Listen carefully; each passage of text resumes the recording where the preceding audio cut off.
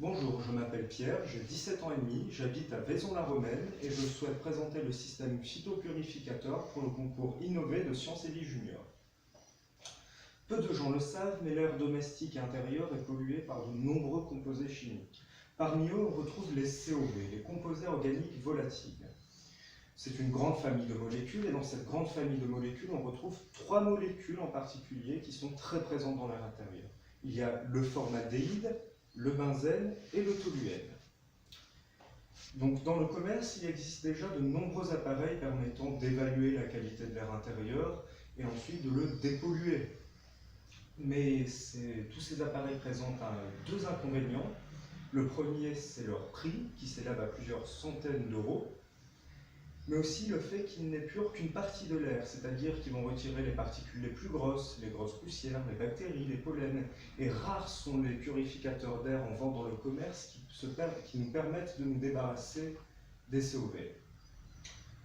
Face à ce constat, j'ai décidé d'inventer un système qui permette d'évaluer la qualité de l'air intérieur et notamment d'évaluer la quantité de COV présents dans l'air intérieur, car ces derniers représentent un enjeu sanitaire majeur.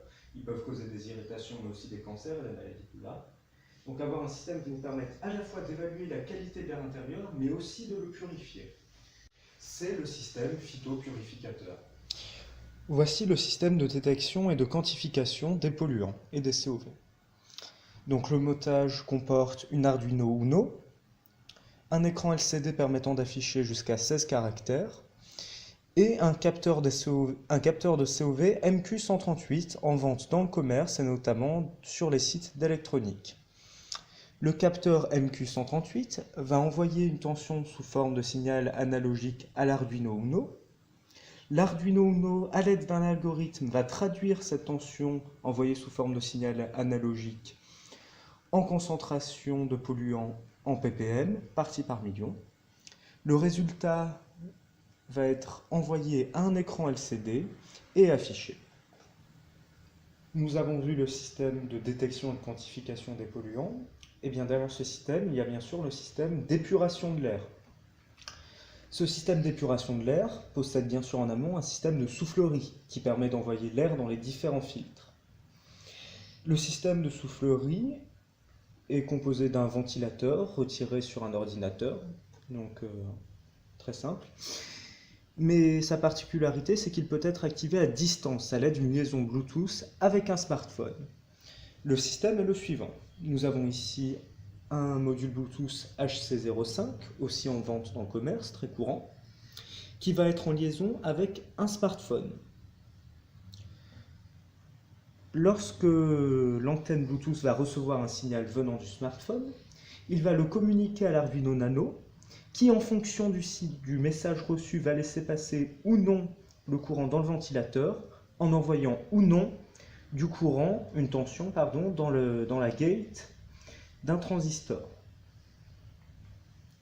Petite démonstration, j'utilise ici un terminal Bluetooth, j'envoie un 1 à l'antenne Bluetooth qui va le communiquer à l'Arduino Nano.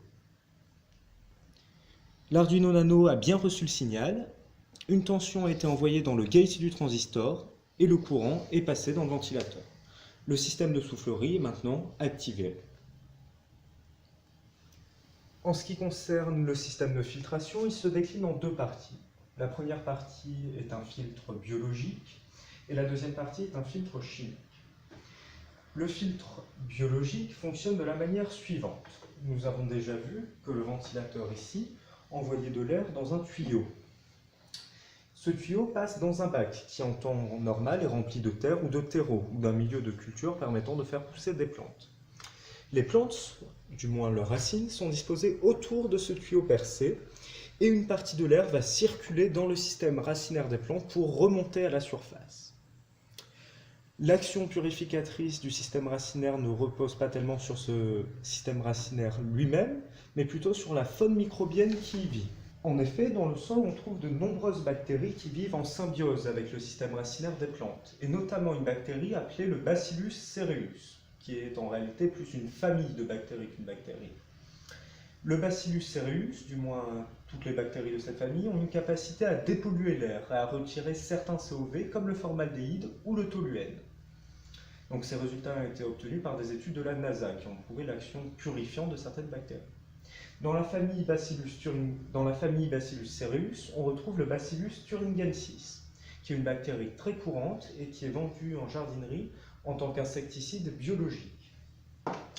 Nous avons ici mis les bactéries en culture pour garder des souches en parallèle, en plus des souches lyophilisées présentes dans le produit acheté. Nous avons un filtre chimique qui se trouve à l'intérieur du tuyau, c'est-à-dire à l'intérieur du conduit d'air. Ce filtre chimique est en fait un filtre au charbon actif fabriqué à l'aide d'un filtre à café sur lequel on a appliqué du charbon actif en poudre. Ce filtre permet non seulement de filtrer certains polluants, car tout l'air ne sort pas par les trous percés mais continue aussi sa route comme ça, mais il permet aussi de retenir les éventuelles impuretés qui se seraient introduites par les trous étant en contact avec la terre. Voilà, j'ai exposé intégralement le fonctionnement du système phytopurificateur et merci de votre attention.